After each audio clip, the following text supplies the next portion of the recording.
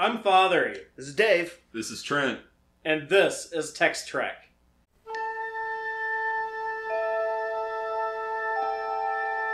Engage.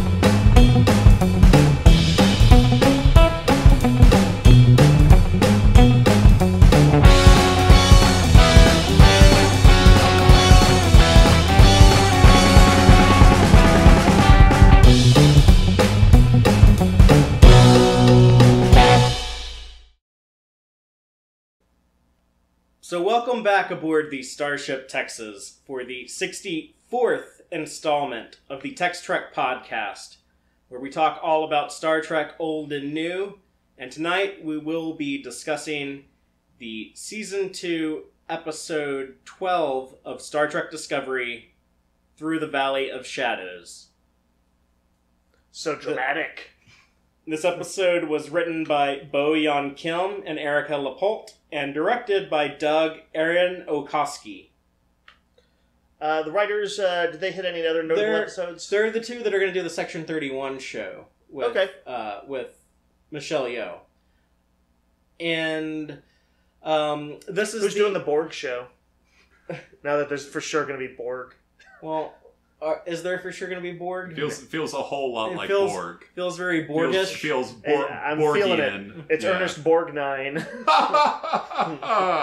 Well, we will get into that and all the other elements of this episode. But before we go into this, I just want to mention that Star Trek's, we'll say, slightly older cousin of television science fiction, The Twilight Zone, has made its return with the new incarnation of The Twilight Zone on CBS All Access.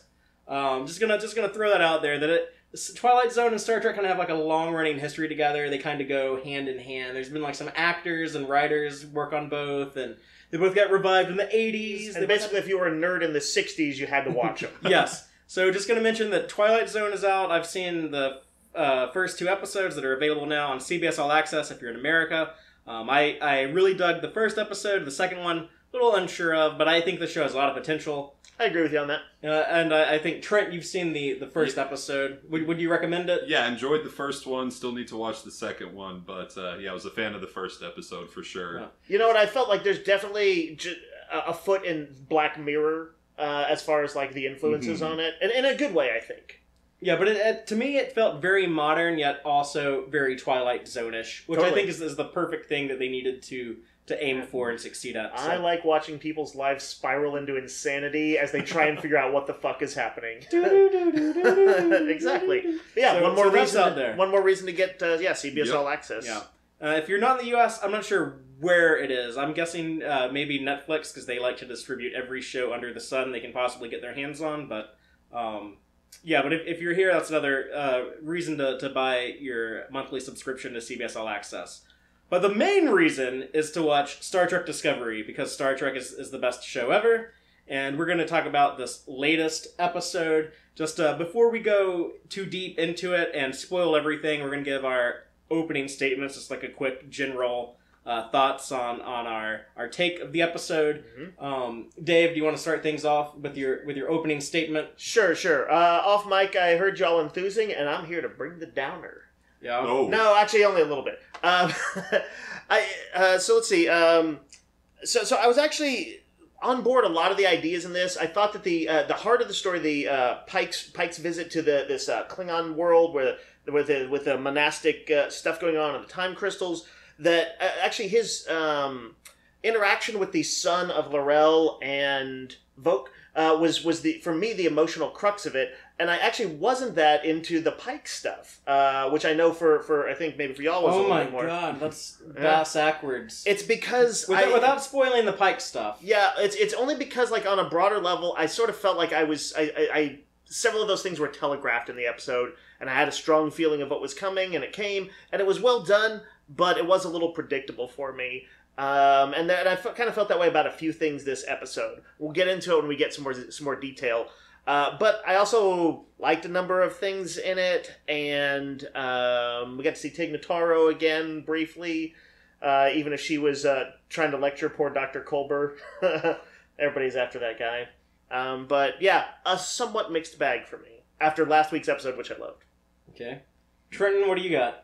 I was a fan of this episode. I'm generally, to be completely honest, not the hugest Discovery fan in general. I enjoy Discovery, but I don't sit around, at the end of You're not podcasting about it. Exactly. At the end of every episode, I'm not sitting there thinking, oh my god, I need to see what happens next week immediately after the episode. Mm-hmm. After last week's, that kind of started to change a little bit, where I'm really getting into the Control storyline.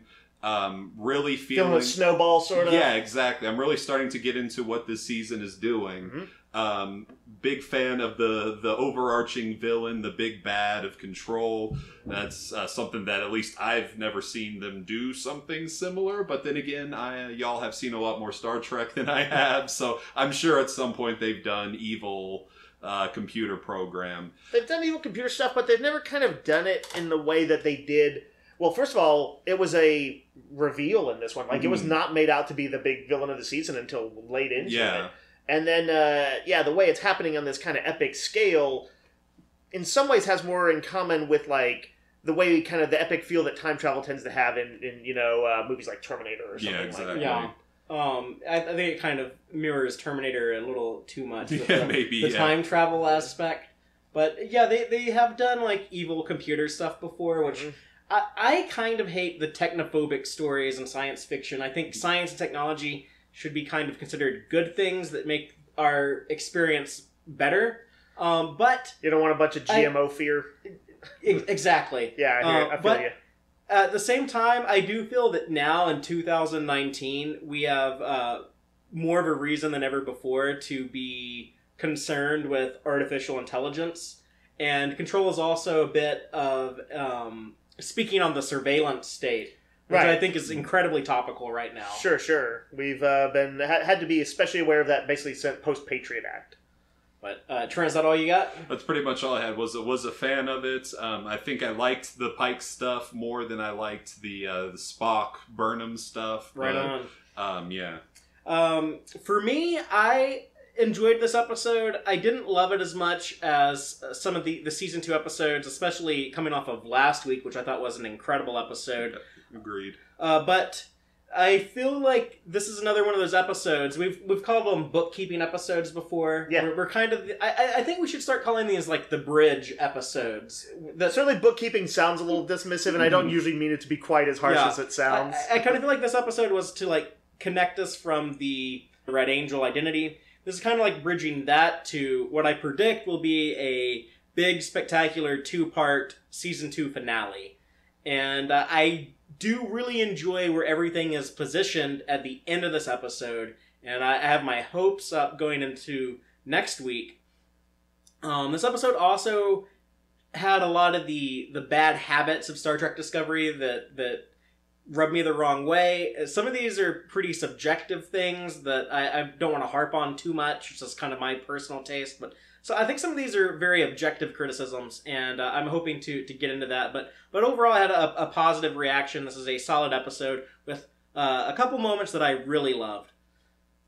And I'll just go ahead and hand it off to Dave, who's going to take us into our warp speed summary, where we will go over the events of this entire episode from beginning to end, and then dissect them. So you have been warned, there will now be spoilers. Alright, we're doing this thing? Engage! So, as we open, Burnham gets a call from her adopted mother, Amanda Grayson. Amanda's back on friendly terms with Burnham after Spock and Burnham's reconciliation, but Burnham's kind of wrecked about losing her biological mother for the second time, and Amanda's got this faith that she'll find her again. So definitely one of the big themes of the season is this argument for faith. On to the big plot. So there's a new red burst. It's what they would be the 4th of 7. Has appeared over the Klingon world of Borith. The disco crew knows it wasn't from Burnham's mom. Her time crystal was destroyed, and she said she didn't know the deal with the bursts anyway. so a second time traveler is suspected. Burnham thinks all the speculation is wankery, though, and the concrete enemy is the control-possessed Leland, or Controland, as we like to call him, now loose with half the data from the sphere. Burnham and Spock pursue that lead, taking its shuttle to look into the Section 31 ship that missed a check-in protocol. As for the planet Boreth, Ash Tyler knows a thing or two about it. It's only the Klingons' most sacred world, best known for its volcanoes and rocks everywhere that's not a monastery to Kalis. That monastery is where Ash and L'Rell hid the child that she conceived with Voke in order to save the kid from potential assassins. We'll learn that the monastery also guards over the planet's rare native minerals, time crystals, which are super important right now. L'Rell brokers Pike visiting the monastery, though she has no official power there. She reconnects with Ash, and they agree they'll do anything to protect their son. Speaking of whom, the child of L'Rell and Voke we saw at the beginning of the season has aged by decades due to the strange flow of the time crystals that he's watching over. He's now a man called Tenavik? Is that how we're saying it? Tenavik? Tenavik, I think. Tenavik? Sure.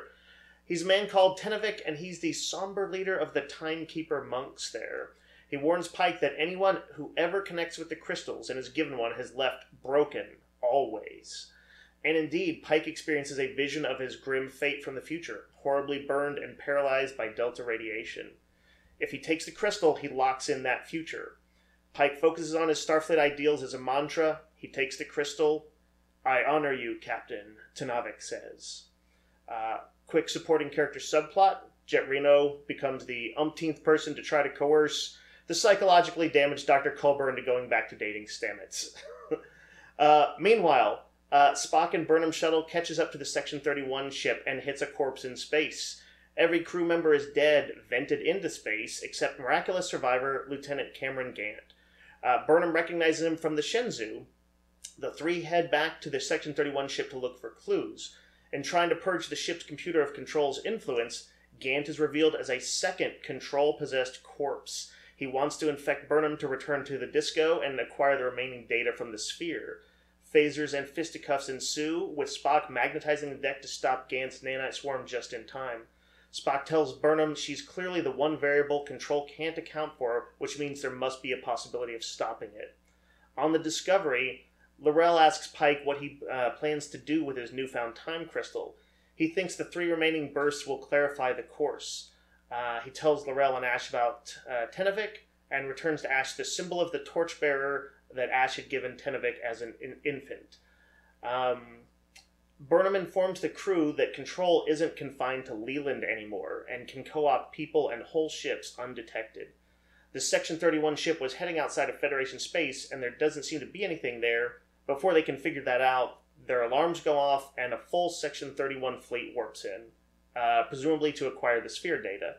Burnham says that Discovery's outgunned and outmaneuvered. They can't delete the sphere data. The only choice, she says, is to destroy the Discovery.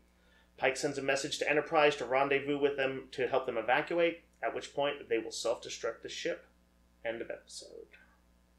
So I have a question. Yes. Last week we started referring to the Control-infected Leland as Controland. Yes. Does Gant deserve a nickname like that? Because I'm thinking Gantroll would be a pretty good one. Sounds dirty. It's that or Can't? Canant? Gant? They don't roll. They don't roll off the tongue like Benifer does. Yeah. His first name is Cameron. And Cameron? I don't know if it's like an actual name that exists on Earth, or if that's just kind of like it's futuristic. Yeah, like a futuristic way of spelling Cameron. Yeah, Kamran. But if you know anyone named Cameron, or however they say it on the show, please leave us a comment or contact us somehow and let us know. Or if you can think of a good fusion of Control and Gant. Cameron. I'm on team Gantroll, but if you got a better one, by all means, I think Gantroll is solid. Yeah, nothing wrong with Gantroll. So, do you want to talk about the Borg stuff first, the possible Borg stuff, or do you want to talk about Pike first? You brought up the Borg stuff. Let's dive into it.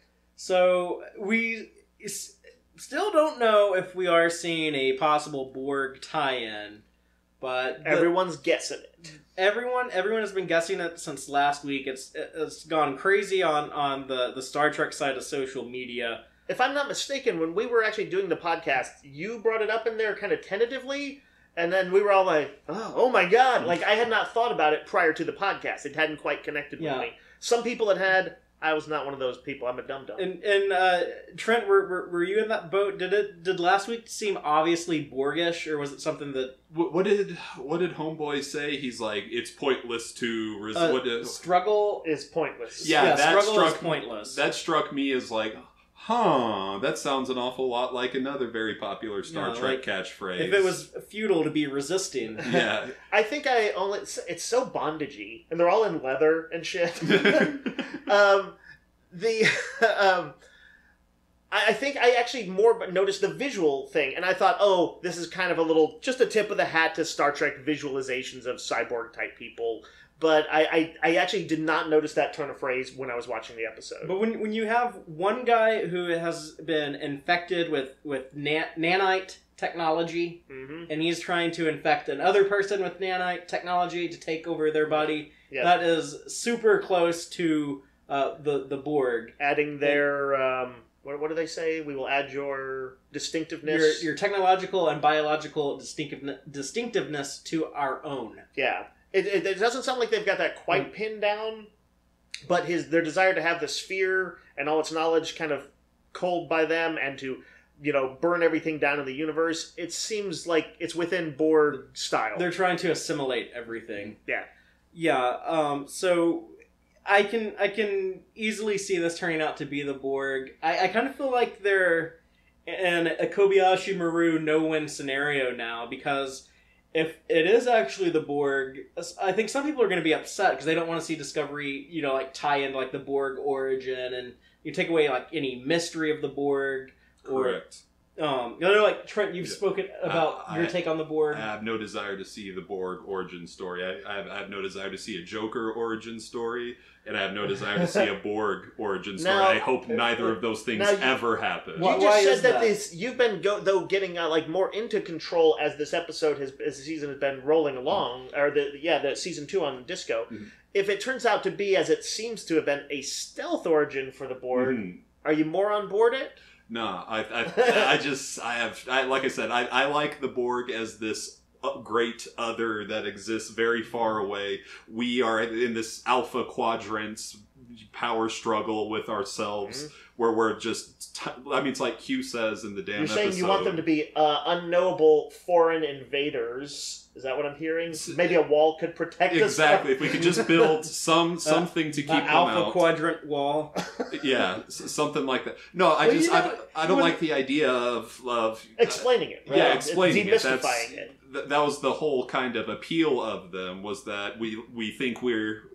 I don't know, we think we're significant, but then Q pulls us out of our little corner of the universe, and there's these bigger threats. Right, it's kind of like a cosmic horror type. I was just thinking, like it's not, as even though there's nothing supernatural about them, it functions like a Lovecraftian, unknowable horror. Even though Star Trek has kind of already like demystified the Borg, and arguably having Borg babies and Hugh and all that stuff. Yeah. And also like being able to defeat them in the third Borg story, being like, oh yeah, we can just like put like this virus in Hugh and wipe them all out. So I think my only issue is the same one I mentioned last week, which is just that it feels a little storyline incestuous if like they were tied into the Federation, and Spock was at the heart of right there at the dawn of their story, who would his ship would later go on to be the same ship that was like had the first major confrontation with them and all that. It's just a little incestuous storyline wise. I like what they're doing with Control already. I think that's what I'm kind of drawn to, is the fact that Control almost has its own personality, it's developing its own interesting story. And as soon as you stamp Borg on it, then pretty much that kind of kills it. It is like a proto-Borg, I guess, if it is. And here's the thing, I think there's going to be some twists and turns. I don't think it's just going to be like a full-on, like, they had to have known when they said struggle is useless. that people were going to start there's guessing. No way you don't. The actor who plays Leland, the TrekMovie.com did an interview with him. If I remember, I'll put a link to it. They asked him, like, is there, like, any Borg connection? And he says, like, I honestly don't know.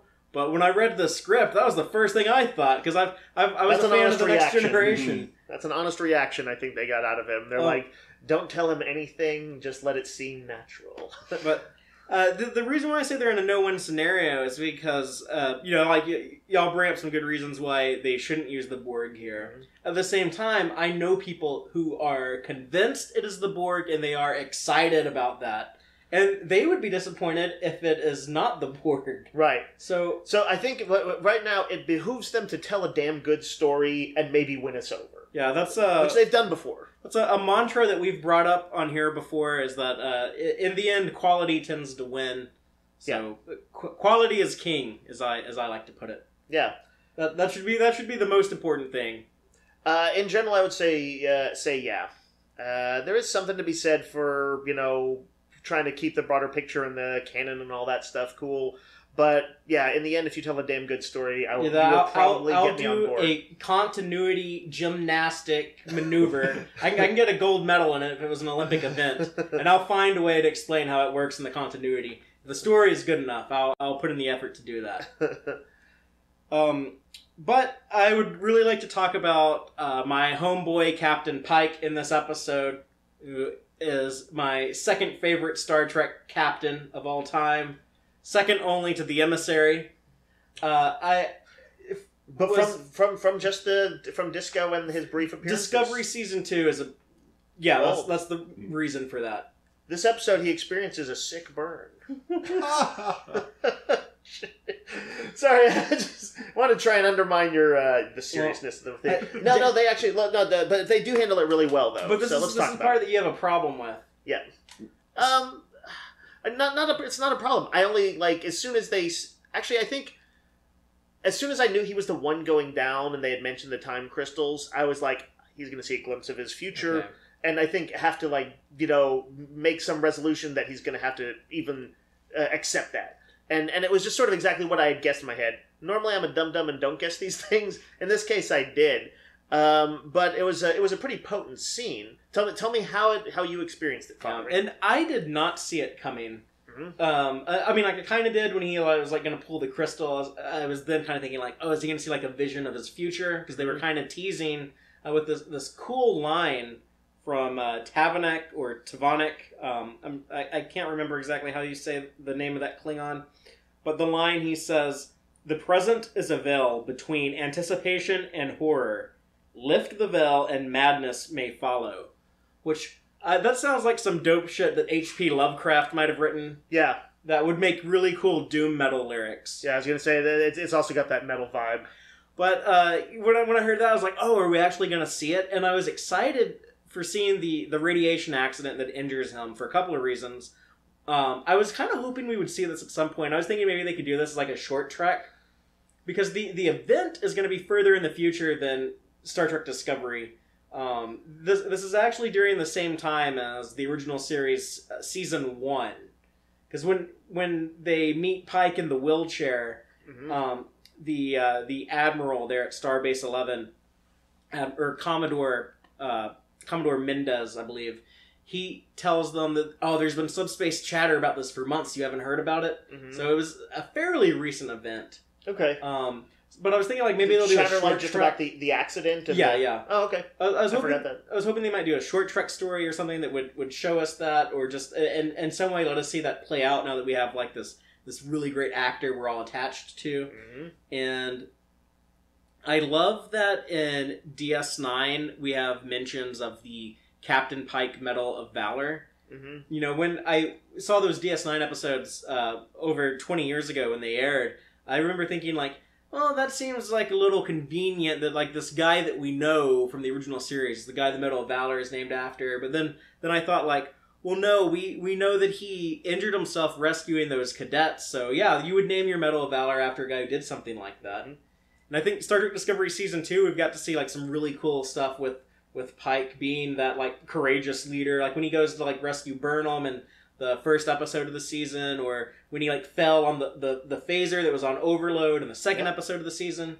So he's also just the way he backs the crew members and stuff like that. Yeah, it's basically we've seen him at his sort of most potent, and now we're seeing after they've built up this emotional attachment, they show him destroyed.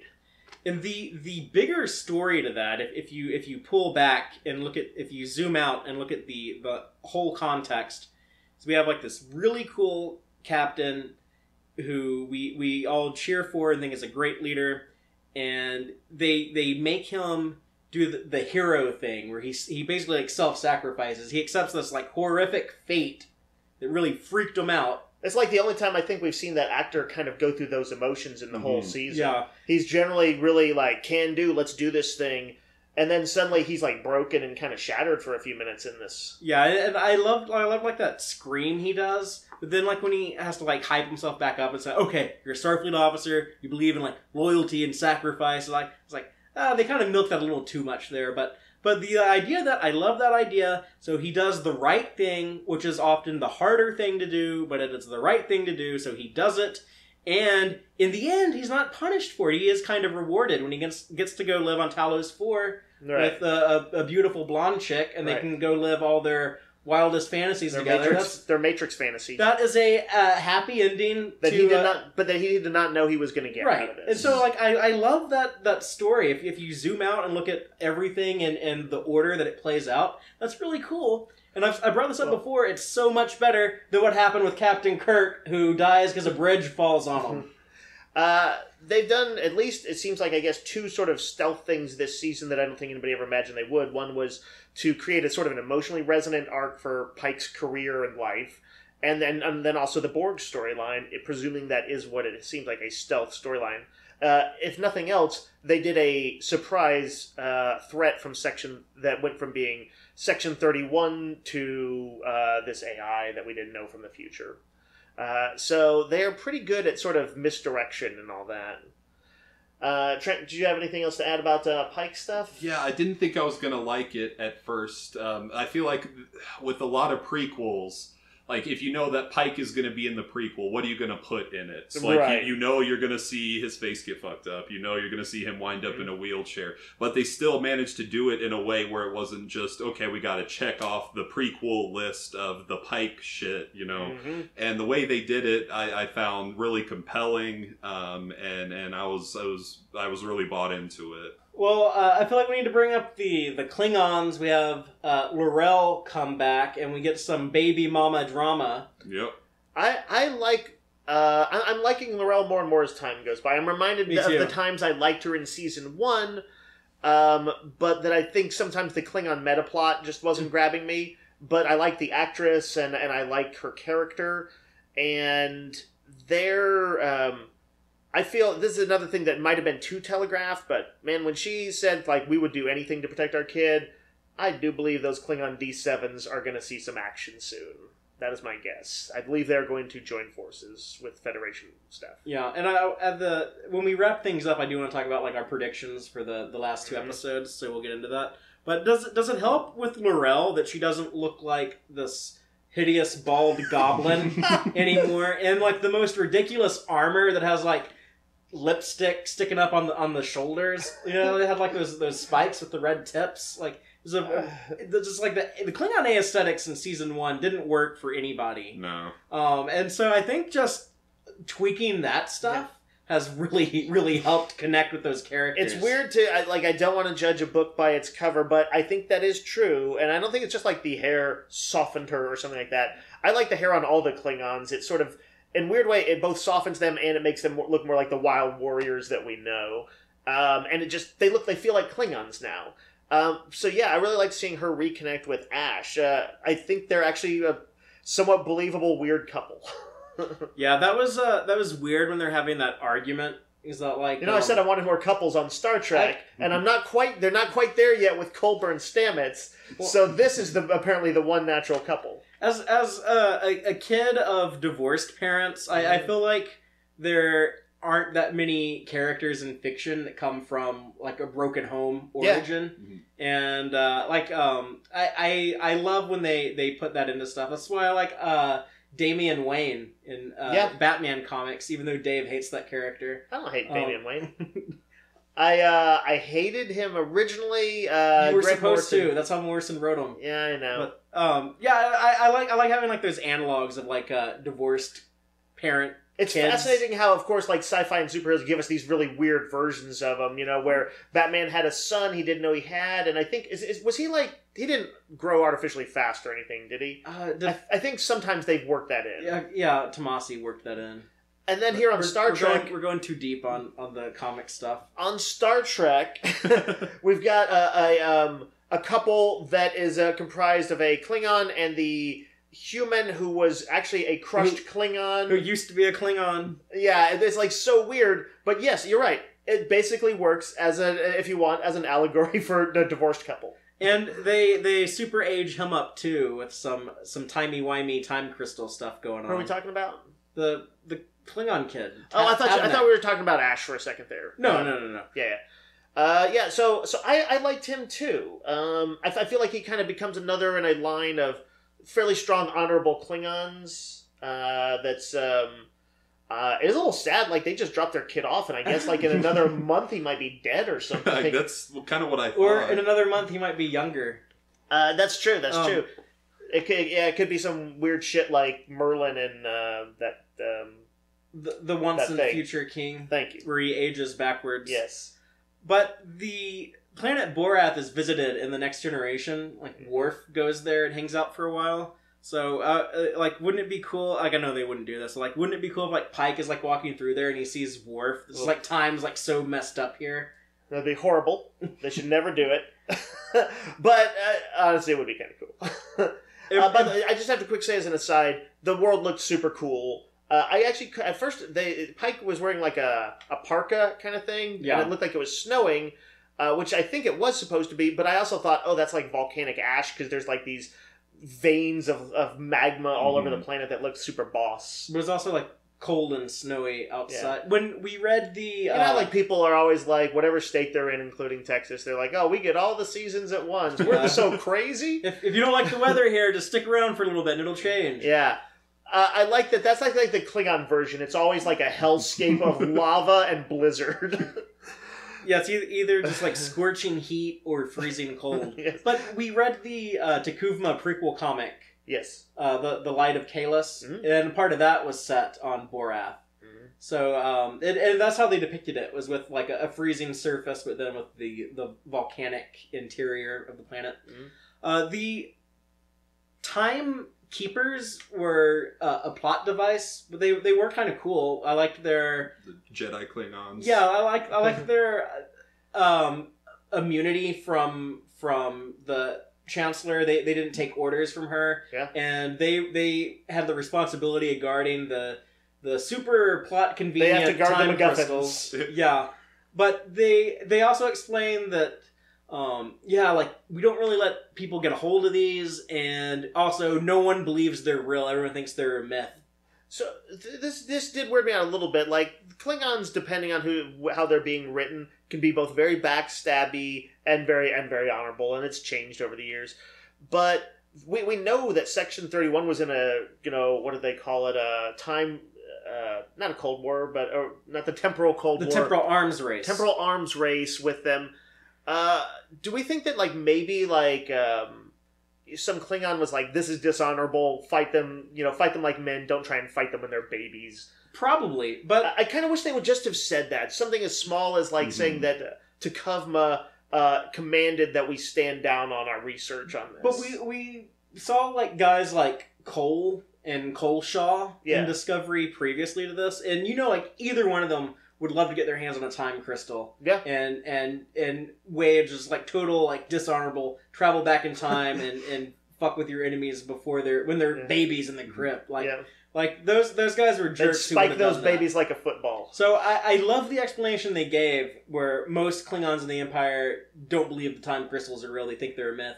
We know that there were Klingons after a time crystal, because that's why they came after the Burnhams, was to get their time crystal. Right. On Doctori Alpha. Yeah, but apparently that was probably their own Section 31-ish like subgroup or something like that, and it wasn't like widely disseminated knowledge. But I do kind of hate the idea of a time crystal. First of all, it sounds stupid. It sounds like Star Wars stuff, right? Kind of Star Wars. You gave them a lot of shit for the red bursts. Yep. Because you thought that didn't sound very, like, Star Trek scientific technobabble-y. It still does. Like, you said, like, oh yeah, they should maybe call them, like, plasma bursts or something like that. Yeah. And I didn't think red burst was that big of a deal. Mm-hmm. But time crystal, yeah, they should call them something, I don't know, like, tachyon mineral something. Yes. Certain, like any, like of a certain type of mineral, if this was on Next Generation, can become it. If tachyon lattices in the galactic superstructure passes through the planet, it'll supercharge them and they become tachyon. They could have come up with some BS thing. It's not that important, but I don't know, Trent, where do you stand on this? Is it Technobabble? Does it mean anything? It doesn't have the feel of like you said, it feels very Star Wars-y and kind of, I don't know, if you just throw in some good old LaForge Technobabble in there. Yeah, we need LeVar Burton. Yeah, we need him to give us a metaphor. To say a bunch of stupid words that don't mean anything. Yeah.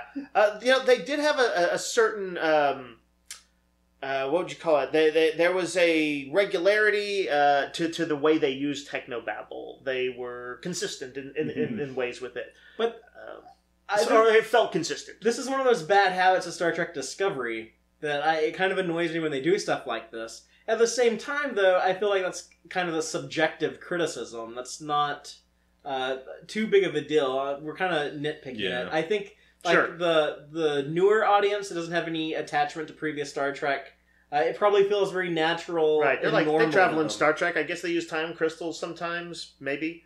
It's not like the hill I die on is like Discovery sucks because of time crystals. Also, the timekeepers need a cooler name. Yeah, definitely. Timekeepers just sound like they just look at a clock. How about chronal warlords? But a lot of the cool time names are taken. Like they can't be time lords. Yeah. They can't be time masters. They can't be time trappers. These are all taken. What if they were clock pimps? Clock. There we go. That's Flavor Flav, right? Oh my god.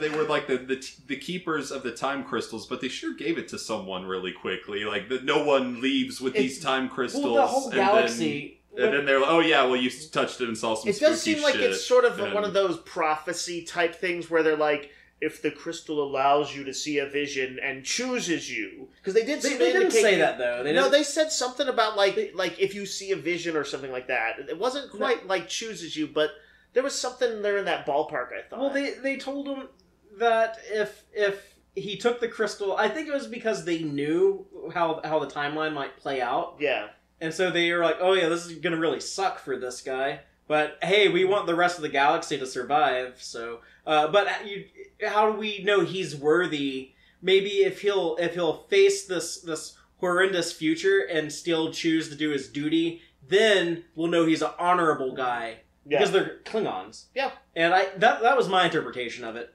Yeah, I think that's true, and it's another one of those things where I would not have minded seeing a moment of them like after he left. What's his name? Their son. However you say his name. Let's call him Albino Baby. I'm going to call him Control Baby. Just to confuse things. Now, Albino Baby, if he, talked to his troops and said, said something to the effect of what you're just saying. It's like, should we have let him do that? No one in the last, 2 decades has been worthy. They've all broken and left, and with their mind in shards. But he chose to face it. Yeah, the whole galaxy is at stake, and he proved he is an honorable soldier, not who doesn't fear his future. Yeah. But again, this is Star Trek Discovery. They don't want to slow down and do those beats like that. Yeah. They want to maintain that fast pace, high energy. Yep. Another bad habit that rubs me the wrong way. Yeah. It's a minor complaint, but it's on record now. We've entered into the catalog. Yeah. So Alex, I hope you're taking notes. Oh, one more thing about Albino Baby is that Pike says to him, "You were just like a baby a few months ago." Yeah. So this is a lot of people don't even care about this, but this proves that the show has to be in the year 2258, not 57, like Memory Alpha says. Oh, yeah? Because if you add up all the months, all like the time skips in Star Trek Discovery, we know they started in May of 2256. It has to be 2258 now. So Memory Alpha, update your shit, please. Father, how are you not editing for Memory Alpha? Because I have too much other stuff to do. Yeah, like, I'm working Star Trek podcasts. Working on this podcast. We did briefly see the D7 that we'd been looking forward to for 9 weeks now. Yep. After we got the tease of the hologram. I'll be honest, I wanted to see more.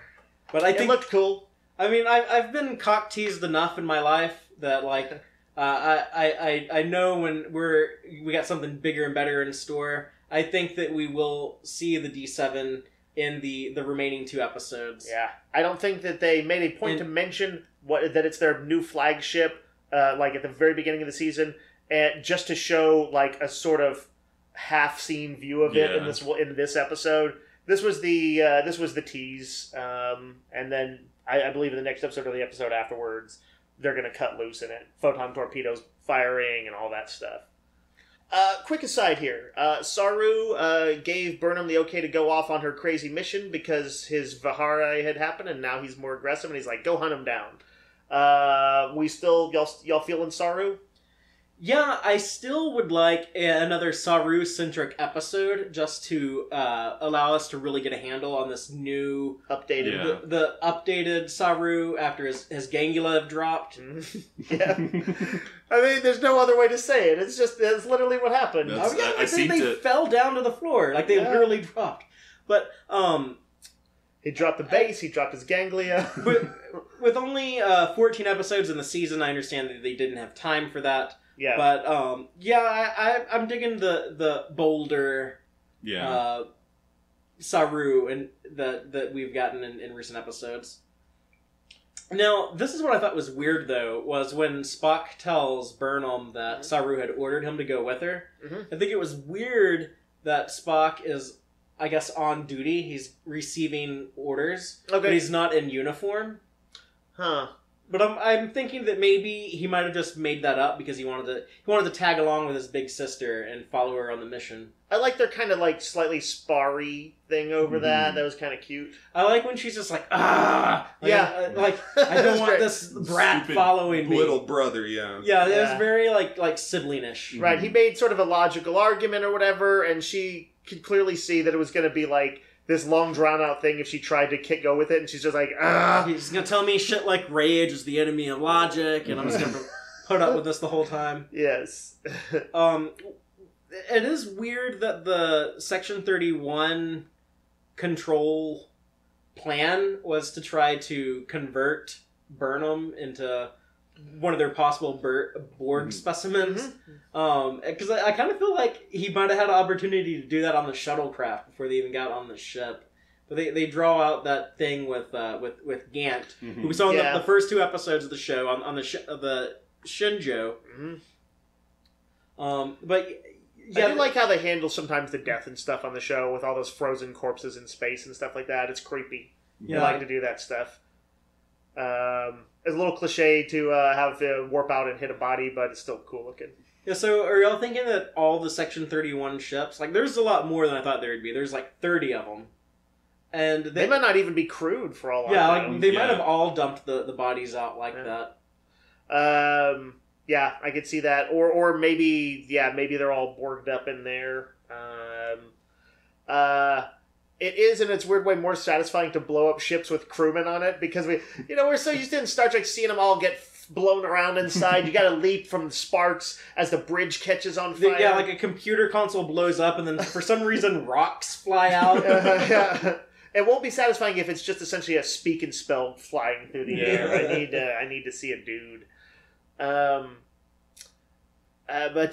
yeah, for sure there's, I think, a throwdown coming on that front. Well, one last area to explore in this episode. Jet Reno, we got Tig Notaro back on the show again, making her 3rd appearance. Okay, so I've started to sort of almost dislike the scenes where people try and bully Culber into to getting back in touch with Stamets. But I liked seeing her again. I actually liked more the scene where they're playing a very nerdy, I thought, very Star Trek Next Generation word game. I thought that in like a bad way. Like, did you like that, or did it seem like a little... You know, at first it seemed a little off for disco, because there are like places the place that throws keggers, and but I did kind of like it, and it made me sort of like Linus, their sort of comic relief lizard man, a little bit better. He was all That's exactly what he is. He was getting in their face. He's like, I was hatched ready. I liked seeing him. I liked seeing him talk some trash. What was the game they were playing? I think it was like antonym. Yeah, which is a thing. I actually I looked it up. It's not like a made up phrase. Yeah. I mean, obviously antonyms are a real thing, but like when Stamets is like, I know what an antonym is. I was like, well, I didn't know. Yeah, well, that's why they had that exposition. It sounds like it's like an oxymoron. Sort of, yeah. A word that means one thing and its opposite, like simultaneously, or conveys that. Yeah. I can't say it's a game that I've ever played. It does feel like totally like something Jordy would play. Yeah. Yeah, that seems. And then he'd have to go to Whoopi Goldberg and be like, "Why can't I get dates, Guinan?" We played auto antonym and drank synthahol. I was such a nice guy. Oh Jesus! But I deserve it. Guinan. I liked seeing Tig there in the mess hall. Yeah. And she's, if nothing else, it confirms she's still around. We weren't sure. I like her being like this. Only way I can really describe is like this blue collar ball buster type person who's just like she's gonna give you a hard time, but it's like playful. Like right. She's dryly playful, but it is playful. I think in this way, in some case, when she was talking about her wife who had died, that was the first time we'd sort of seen that sort of, I don't know, her, I don't want to say sensitive side, because we'd seen her showing empathy for people. She'd clearly gone to great lengths to do everything she could to keep people alive. Yeah, like she learned medicine to keep nurse all those people. But finding out about her, that she had a wife who died in the Klingon War and all that, and I actually did like that scene where she and Colbert were kind of comparing their difficulty with their significant others. Their high-maintenance significant others. This also really confused me, because they've never said that Colbert and Stamets were married, but he mentions like having like the specific guest list where like it sounded like wedding planning type stuff. That's true. I didn't necessarily think of them as married either. They didn't bring that. That would have been brought up. Yeah. They just get engaged or something? They've never mentioned that. It's always been my assumption that they weren't married. Yeah. I mean, like when we see them break up, no one talks about like divorce or anything. That's because it's the future. It's all swinging, baby. Yeah. Yeah, they're come and go. Well, no, like marriage is a canonical thing in Star Trek. Yeah. Like we've seen weddings in Star Trek. I don't know what the deal is on that. What do you think that they say at Memory Alpha? Hold on, which you should be stating. It just occurred to me that every single Star Trek show, except for Discovery, has shown a wedding, which I think that is really weird. I could easily think of Next Gen and TOS ones. Kirk conducted a wedding, and Picard did too. Yeah, there's a couple weddings on DS9. There's one on Voyager, and there's one in Enterprise Season 4. Okay. Well, they're only 2 seasons in. Give them some time. Maybe we'll see. Maybe Control and will get married to somebody. He's married to the job. He's married to all those nanites that have entered his body. That's right. He's in a very extended poly relationship with 80 trillion nanites. Yeah, with all the other people they assimilate into their collective. That's actually like the band Warp 11. They do have a song about having sex with a Borg, and apologies for the crudeness, but it's something along the lines in the lyrics of, when I'm fucking you, I'm fucking all of your friends. It's a fair analysis, yeah. I'm glad you brought that up, Father. No, that's pretty good. I have a completely random aside. That torchbearer metal pendant thing, that he had given to... oh my god, what's his kid's name? Albino Baby. Albino Baby. Yes. Does that hold significance as far as leadership? I feel like that's going to turn up in yet to come episodes too, to like unite the Klingons or something. I hadn't thought that.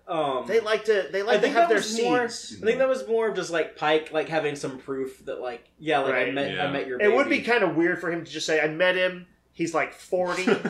And they're just like, wow, that's great. did you really see him? Are you sure it was just some dude? He had a name, like your kid didn't have a name. Oh, did they say who gave him his name? Did he say, like, I chose the name, or... I don't think so. I'm assuming that, like, the monks, like, someone, like, raised him. Like, someone, like, gave him, like, a little Klingon bottle to drink Klingon for formula. 20 minutes. Adorable to drink blood wine. And then, like, someone, like, taught him, you know, how to, like, read and shit. So, like, he was raised. The nanites thing, like, I'm still liking, of course, all their fight scenes are cool. Gantrol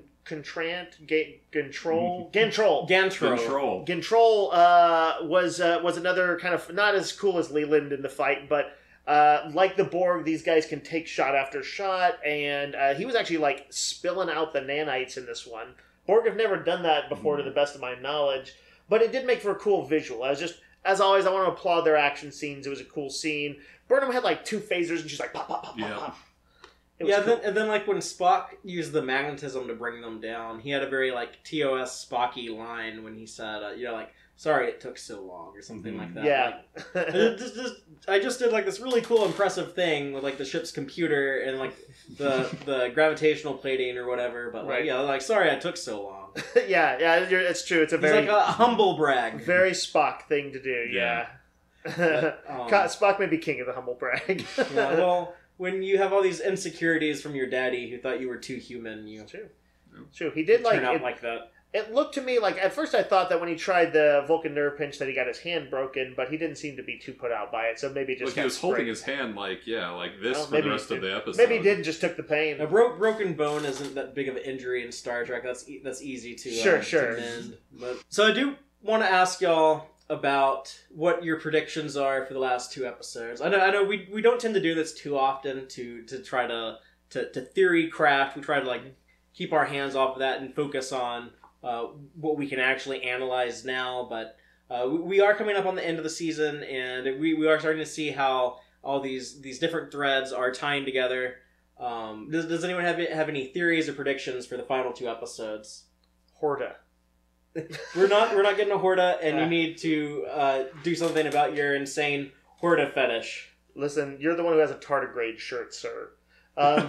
Trenton, what do you got? What are you feeling? Let me see. We're not done seeing the Red Angel, obviously. I think that these last two plus, if the second one's extra long episodes, we're going to see Burnham's mom again. I think we might be seeing the Discovery sent into the future at some point. And you're basing this on the Calypso short trek? Yeah. But that's really all I've got. I mean, I'm just anxious to see where it goes. They mentioned something, they were just kind of lightly talking about theory in this one, and they mentioned a second time traveler. And that was when Burnham was like, listen guys, we could talk about all these theories all day long. Let's go just get Leland controlling. I think that we are going to see some second time traveler. I don't know who that's going to be. I think I know. Oh, interesting. I think. Say it, sir. The second time traveler, the one responsible for the red bursts, is going to be Michael Burnham herself. Because we already know that she has a time crystal. We know that the Red Angel suit that is 1,000 years in the future on Terra Elysium and is no longer functional. We know that it is locked on to Dr. Burnham's DNA, but possibly like the daughter can use it as well. Right. And we know that there was a scan of her brain in the data that they got from Yeon, that there a scan of her DNA or something that showed the Red Angel was a match for Michael Burnham when it confused Dr. Colbert. Right. Wasn't that just her mother's genetic similarity? Yeah, but I think that was kind of like when they dismissed it. You think that was to throw you off with the... Yeah. So, and we know that Control is obsessed with Michael Burnham. Right. So, much like it was obsessed with her mother. So, it might be aware that she is also a user of the Red Angel suit. Interesting. I think if we do see a tie into Calypso, we're obviously not going to see Discovery destroyed because they've renewed the show for season 3. So they blow up the Enterprise all the time. What I think will happen is that they will have to abandon the ship in like the nebula that we see it in Calypso. Yeah. And they leave the time crystal on it, or some way they find a way to charge the time crystal without a supernova, and in 1,000 years it'll be ready to use with the Red Angel suit. And the Zora personality that emerges from the Discovery computer in Calypso, I think that might be a combination of the sphere data as well as Arium's personality that was saved on the Discovery. I would be pretty satisfied with most of that stuff, I think. Yeah. But, I mean, I could be way off, but... Somewhere in there, do you agree that there's going to be some kind of showdown with, I'm going to guess, the Discovery and the Enterprise, and I think a bunch of Klingon D7s fighting against Section 31 ships. Yeah. And that sounds really cool, because they haven't done much action this season, which I think was intentional. There's been some dope-ass hand-to-hand stuff, but not a lot of ship stuff. Yeah, even the hand-to-hand stuff, like, there has, like the body count has been pretty low, like, there aren't many, like, phasers getting shot. It's true. Jeez, Father, is Star Trek a show where we're talking about body counts with? Yeah, like, so, I mean, like, they're a quasi-military organization, like, there is, like, combat is a big role in Star Trek. Yeah, action's always been pretty big, although I feel like on Next Generation that there was also a fair number of episodes that had low body counts, as it were. Not too many people get murked. Star Trek does like to do that trope where, to show how dangerous the bad guy is, a whole colony gets wiped out or something. That's a real common thing. And you have the entire red shirt trope. Yeah, for sure. It's carried on to all the Star Trek shows. They have very disposable people, to where it's almost like an in joke now. Whenever you see like people in a dangerous situation, you have regular characters and then people you don't know the name of. You know that those people are about to die. Like, will Spock die in this scene? But Disco in general hasn't done that too much, right? Not as much. It feels like to me, at least. Yeah, I do think you need to curb it a little bit so it doesn't become a joke. Mm-hmm. Which it was. The same way in comic books, Daredevil's girlfriend's getting killed is a trope that rapidly loses its weight, starts to feel more misogynistic, starts to feel dumb. Don't ladies stay away from Matthew Murdoch. Yeah, I mean, his danger is kind of what makes him sexy. He's also a good-looking attorney. Yeah, that probably doesn't hurt. He's ripped, but also bad for your health. Bad for your health, yes. But yeah, I do think we will see a big action thing of some probably ship-to-ship combat. I would love to see the Discovery alongside at least one Klingon D7 and the Enterprise herself, all teaming up to fight these Section 31 control ships. Thinking about, I have not thought about sort of the broader strokes as much as you have, Fatheree, so I think your notions about how it might tie into future stuff and the Nebula stuff is all pretty good. Just think about things that they've laid seeds for, which have or haven't paid off. Presumably we will have some sort of origin of the Borg, and also something that in some way gets them out of there by the end of the season, so that they can be lost for a century or a little more. Yeah, they'd have to go back in time and go into the Delta Quadrant or something like that. They've established micro wormholes that travel space and time in this show. That's how the Red Angel works. Yeah. And we know that they're not going to have a Red Angel suit indefinitely. So maybe they get rid of that, but they use the Red Angel suit to send the Proto-Borg away. But that does kind of seem like, well, we didn't really solve the problem. We just kind of, send it over there. Someone else can deal with it now. The American way.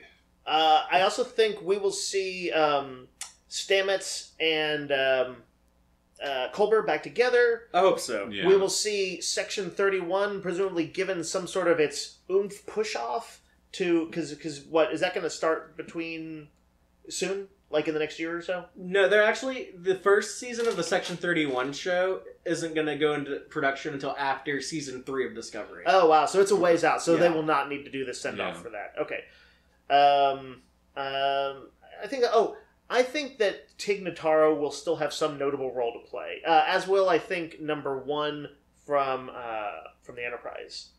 I think that they will both have at least, maybe not massive roles, but they're both going to have notable roles in the last 2 episodes.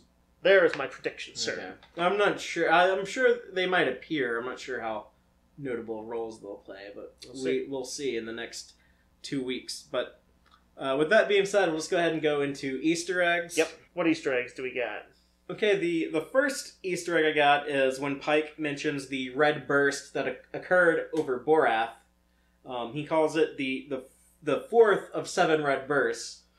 4 and 7, of course, form the best number ever, 47, Star Trek's recurring number. Yep. Always gotta bring up when it I shows believe up. I never even noticed now that you pointed it out. Every once in a while, but unless they say 47 overtly, I don't notice it. And probably half the time they do, it's mixed in there. So, with the Klingons having time crystals, that seems weird at first, but then if you think about it, we have previously seen at least one Klingon experiment with time travel. Mm-hmm. That's in the series finale of Star Trek Voyager, the episode Endgame. In an alternate future, decades after the show, there is a Klingon with time travel technology who an Admiral Janeway seeks time travel abilities from. So there is a precedent for Klingons and time travel. Okay, cool.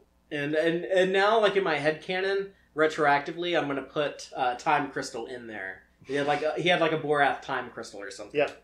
Seeing Pike in his radiation accident, that was really cool stuff because we get to see the interior of a J-class ship, which we see the exterior of in the TOS remasters.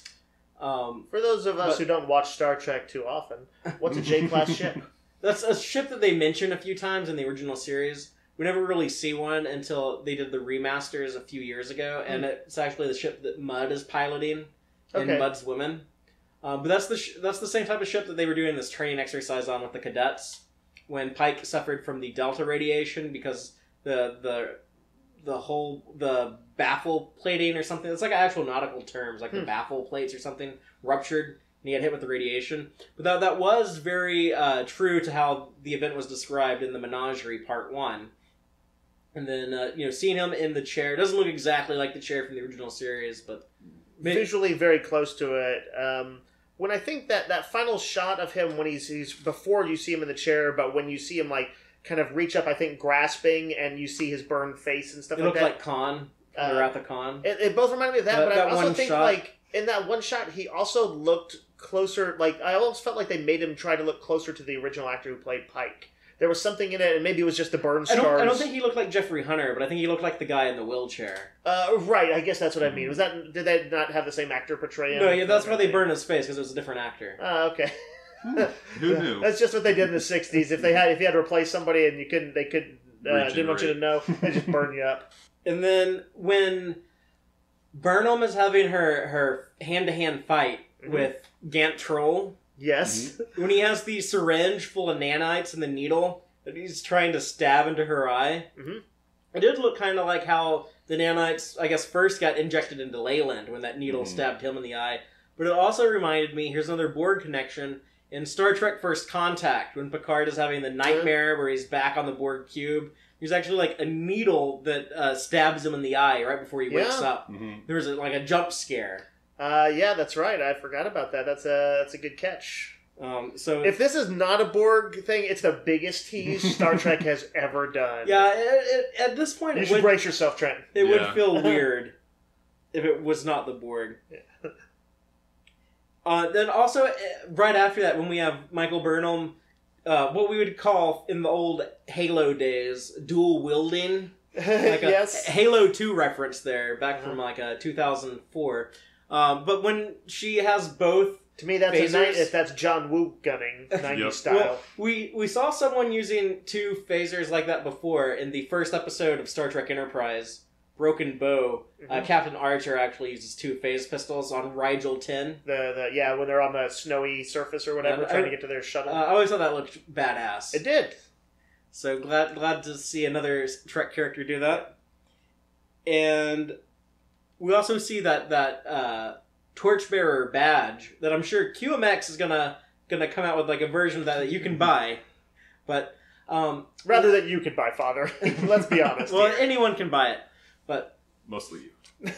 I'll order it if they make it.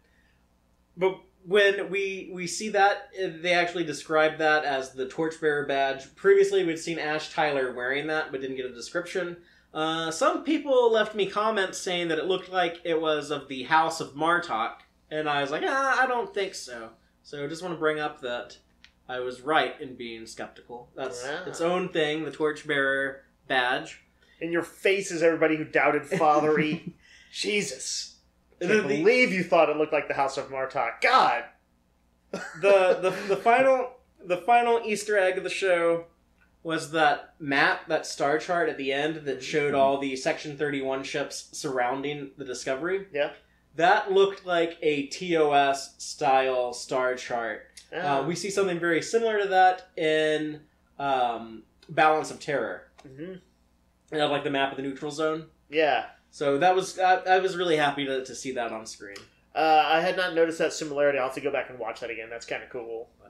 That's all the Easter eggs that I picked up on in this episode. But as always, if I missed anything, be sure to comment and let me know. Chasten him, if you will. If you find anything that I missed, we will give you credit for it, and we will give you a shout out, and we will actually read your comment on a future installment of the Tex-Trek podcast.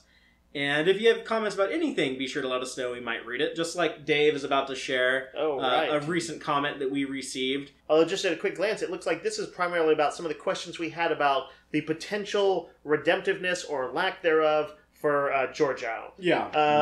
I like these comments. This is from Michael Stepniak on YouTube. Hi, Michael. And he writes, so, on Georgiou and the spinoff, I have high hopes for this Section 31 show. 1. Section 31 cannot, I repeat, cannot be heroic. Protagonists, yes. Heroic, no.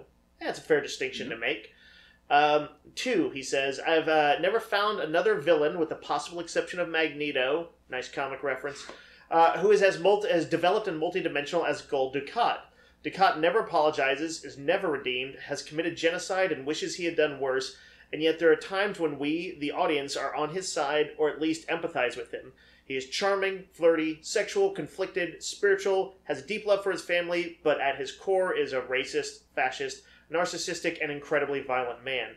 Georgiou... And the greatest Star Trek villain of all time. Clearly, I think y'all might be in agreement on that. He says, Georgiou has the potential to be that kind of complex villain.